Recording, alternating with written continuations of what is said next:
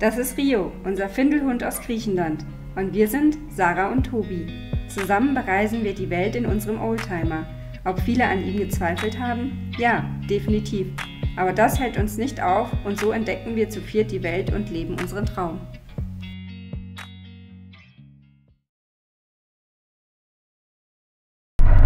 Wir sind jetzt knapp 19, 20 Kilometer vom Ziel und wir kommen super langsam voran, weil hier dauernd diese bescheidenen Tubes sind, also die Speed Hubbles oder wie man sie auch immer nennt. Und du siehst sie so schlecht. Die haben den Anstrich verloren, das heißt, die haben die Farbe vom Asphalt und je nachdem, ob sie im Schatten oder in der Sonne sind, siehst du sie gar nicht oder einfach nur schlecht. Und ja, es ist jetzt, ich habe keine Ahnung, 10 vor 4 und ja, wir kommen wahrscheinlich so um 4:30, denke ich mal, am Ende an. Und dann ja, wird es demnächst auch schon dunkel. Genau.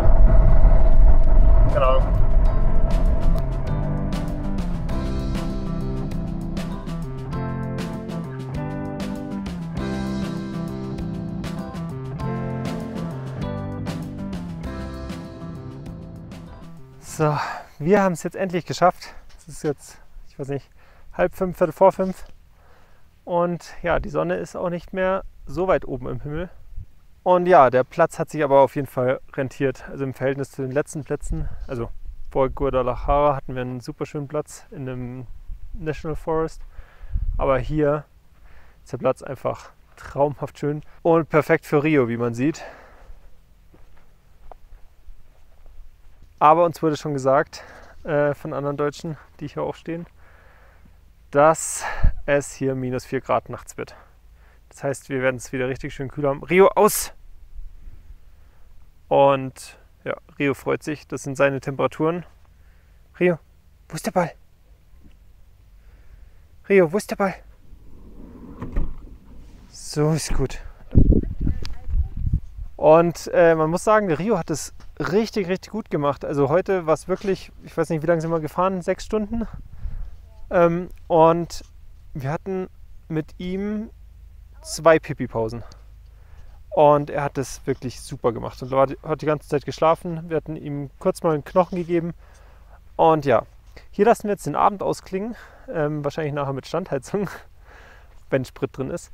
Und morgen schauen wir uns dann die Monarchfalte an. Die sind hier angeblich fußläufig erreichbar. Und ja, wir freuen uns auf jeden Fall wirklich drauf. Und ja, das ist ja der Grund, warum wir hergekommen sind. Und wir powern jetzt noch Rio ein bisschen aus. Dann kriegt er sein Futter und dann haben wir auch frei.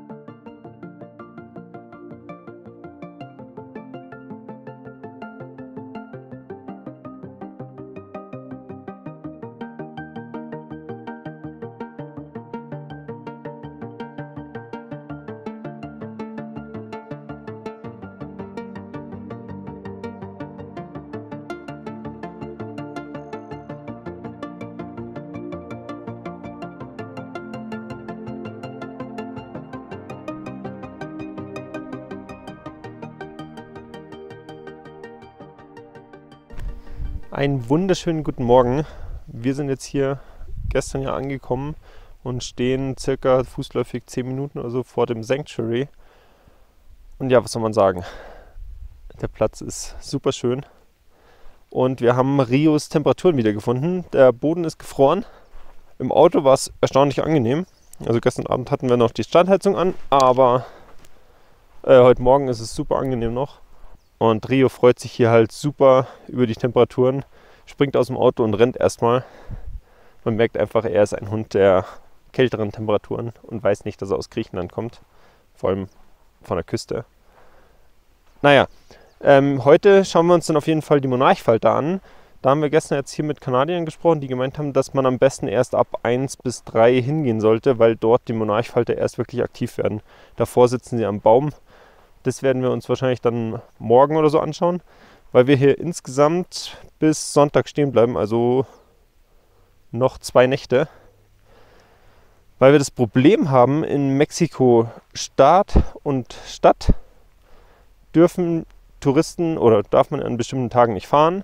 Und Touristen dürfen eben am Samstag zwischen 5 und 10 oder 11 Uhr abends nicht fahren. Wir dürfen aufgrund unseres Nummernschildes am Montag nicht fahren und unter der Woche zwischen 5 und 11 Uhr. Genau, und deshalb werden wir bis Sonntag hier aussitzen und fahren dann weiter nach Mexiko-Stadt. Ja, aber es gibt schlechtere Plätze, um zu warten. Aber deshalb schauen wir uns zum Beispiel, also ich werde morgen auf jeden Fall hochgehen und mir die schlafenden Falter anschauen. Was ich noch sagen wollte, weil die Mexikaner haben anscheinend immer ein Nummernschild mit der Nummer, dass sie an dem jeweiligen Tag fahren dürfen. Ja, die wechseln dann einfach die Nummernschilder, dass sie fahren dürfen. Haben wir jetzt natürlich nicht.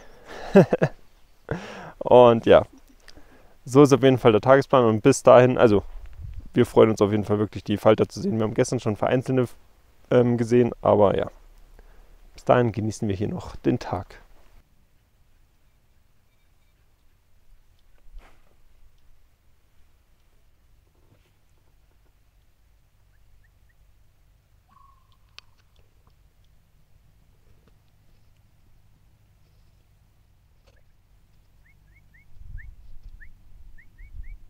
Gerade eben wurde Rio schon von unseren Nachbarn ausgepowert und wir machen uns jetzt fertig, dass wir dann hochgehen. Wir laufen jetzt ungefähr 10 Minuten zu dem Sanctuary, müssen dort dann den Eintritt bezahlen. Das sind 80 Pesos pro Person, also knapp 4 Euro. Und dann geht man nochmal laut iOverlander so eine halbe, dreiviertel Stunde One-Way zu den ganzen Schmetterlingen. Und wir haben es jetzt 11 und ab 1 werden die eben aktiv. Jetzt sieht man davor praktisch noch die Schlafenden. Und wenn die Sonne dann hinkommt, starten sie alle.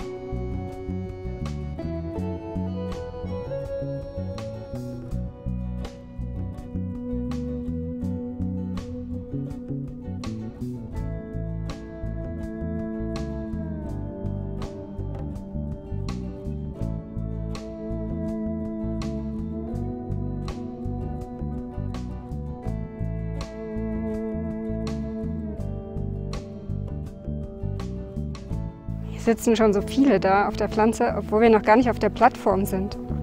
Das ist echt cool.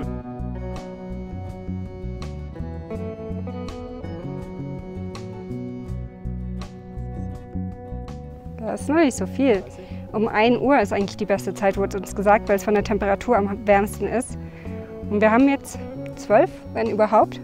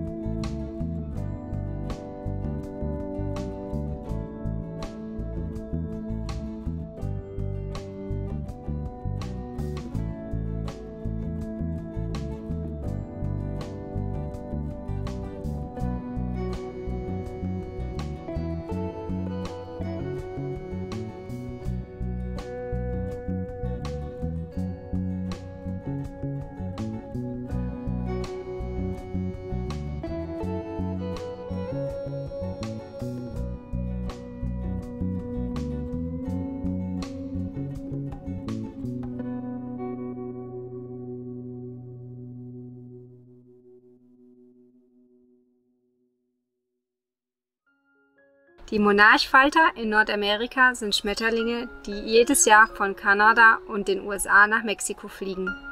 Genau für diese bemerkenswerte Reise, auf der sie Tausende von Kilometern zurücklegen, um in den Wäldern von Mexiko zu überwintern, sind sie bekannt. Dabei legen sie im Schnitt 70 Kilometer zurück, wobei es an Spitzentagen bis zu 330 Kilometer sein können. Also sind sie im Grunde genauso schnell wie wir. Die Reise der Schmetterlinge ist ein bemerkenswertes Naturschauspiel, welches sich jedes Jahr von November bis März abspielt. Hier in Mexiko suchen die Monarchfalter Schutz vor den kalten Wintern im Norden. Sie versammeln sich in den dichten Nadelwäldern der transvulkanischen Berge in Zentralmexiko. Insbesondere im Schutzgebiet Mariposa Monarca Biosphärenreservat, das als UNESCO-Welterbe anerkannt ist. Die Tiere erbringen dabei eine erstaunliche Leistung bei der Navigation und Ausdauer. Wir finden es bemerkenswert, dass diese kleinen Falter, die kaum mehr als 1 Gramm wiegen, eine solche weite Reise unternehmen können. Es wird angenommen, dass sie sich auf ihrer Route mit Hilfe der Sonne und des Erdmagnetfelds orientieren. An den Überwinterungsorten, wie hier im Schutzgebiet, ergibt sich für uns ein beeindruckender Anblick. Wenn die Schmetterlinge die Wälder erreichen, bedecken sie oft ganze Bäume und hüllen sie in einen lebhaften Orangeton ein. Dabei bilden sie manchmal dichte Klumpen, die wie Teppiche auf den Ästen aussehen. Wir finden, dass es ein wahres Naturspektakel ist und empfehlen es definitiv weiter. Man kann ja nicht alles zeitlich perfekt timen, aber wir haben wirklich Glück, zur richtigen Zeit am richtigen Ort zu sein. Aber jetzt auch noch ein realistischer Blick auf die Dinge. Der Schutz der Monarchfalter und ihrer Lebensräume ist von großer Bedeutung. In den letzten Jahren haben die Monarchfalterpopulationen aufgrund von Umweltveränderungen und dem Verlust von Lebensräumen abgenommen. Es ist entscheidend, Maßnahmen zu ergreifen, um die Überwinterungsorte und die Zugrouten der Monarchfalter zu schützen und so ihren Fortbestand zu sichern. Das Schutzgebiet ist ein Touristenmagnet und als wir vom Auto aus hingelaufen sind, wurden wir nicht nur von einem Reisebus überholt. Aber wir können es auch verstehen. Zudem setzen sich so auch die Locals für den Schutz der Schmetterlinge ein, denn sie verdienen zumindest einen Teil ihres Geldes dank der Schmetterlinge. Hier werden nicht nur Touren und Wanderungen zu den Beobachtungspunkten angeboten, jemand, der nicht gut zu Fuß ist oder einfach nicht laufen möchte, kann auch auf dem Rücken eines Pferdes zu den Schmetterlingen eskortiert werden. Die Monarchfalter sind definitiv ein Highlight unserer Reise und vermutlich auch für viele Naturliebhaber. So etwas haben wir davor noch nie gesehen. Nicht einmal ansatzweise.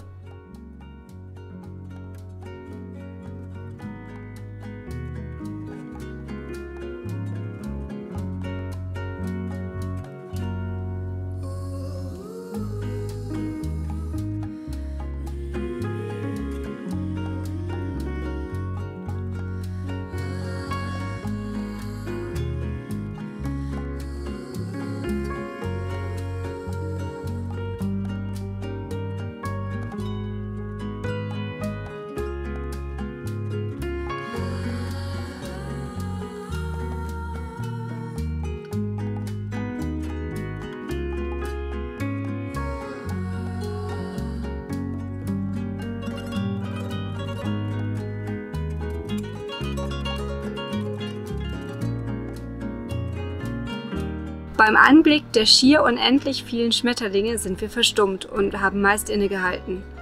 Es ist einfach ein überwältigender Anblick, welcher einen sprachlos zurücklässt.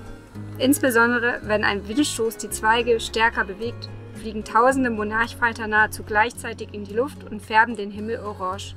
Die Momente hier werden wir wahrscheinlich unser gesamtes Leben als ein ganz besonderes Erlebnis in Erinnerung behalten, welches wir dank den Aufnahmen wieder und wieder erleben können.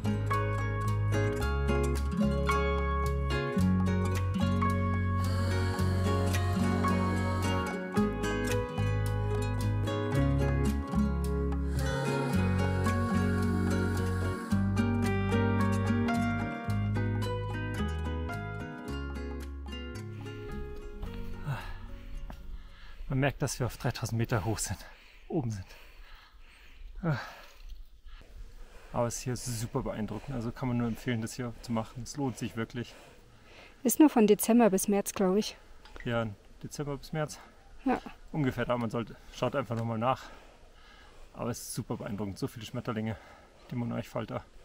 Die sind dann am Baum auf den Ästen Und sobald ein Windstoß kommt, fliegen sie alle hoch. Was wir leider nur zweimal hatten oder so. Aber allein die so rumfliegen, ist schon sehr, sehr beeindruckend. Und jetzt geht's zurück zum Rio. Einen wunderschönen guten Morgen. Wir haben jetzt gestern auch schon die Schmetterlinge am Baum sitzen sehen. Das heißt, wir werden heute nicht mehr nochmal hochwandern, sondern genießen hier den Tag. Und gestern hat noch ein Franzose, der hier auch steht, der hier, sieht man es? Da hinten steht, gemeint, dass man hier Salamander sieht. Und vom Bild her sah es so aus, als ob es Axolotten sind. Ich hoffe, die spricht man so aus. Und die suchen wir jetzt. Ich habe vorher eine kleine schon, also keine Ahnung, die war so groß, unten im Wasser gesehen beim Hundespaziergang. Und genau, da gehen wir jetzt hin.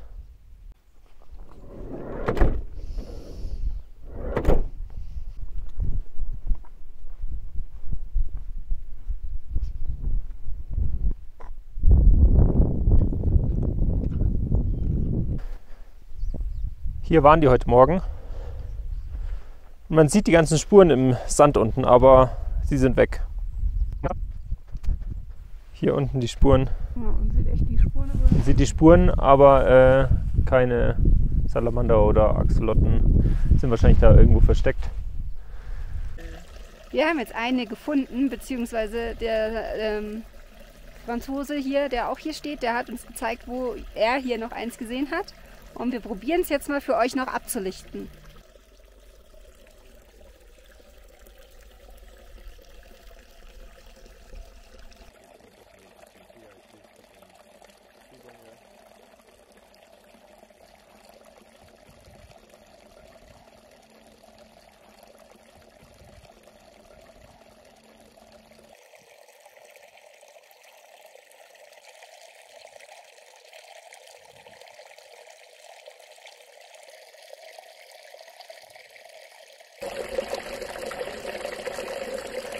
Wir haben hier jetzt noch einige andere Axolotten gesehen.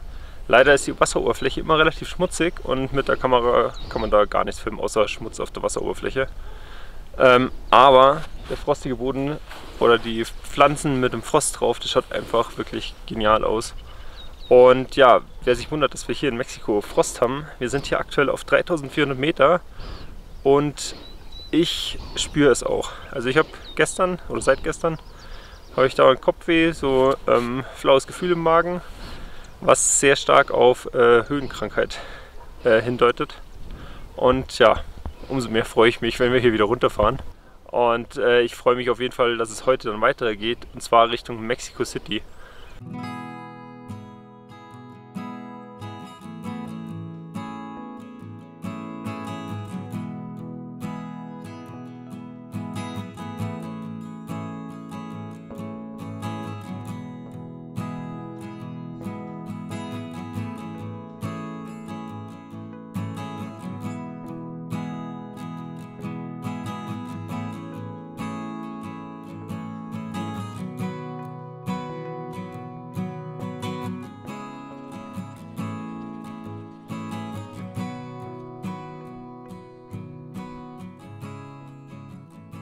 Wir hoffen, euch hat das Video gefallen und wir würden uns freuen, wenn wir uns nächste Woche wiedersehen.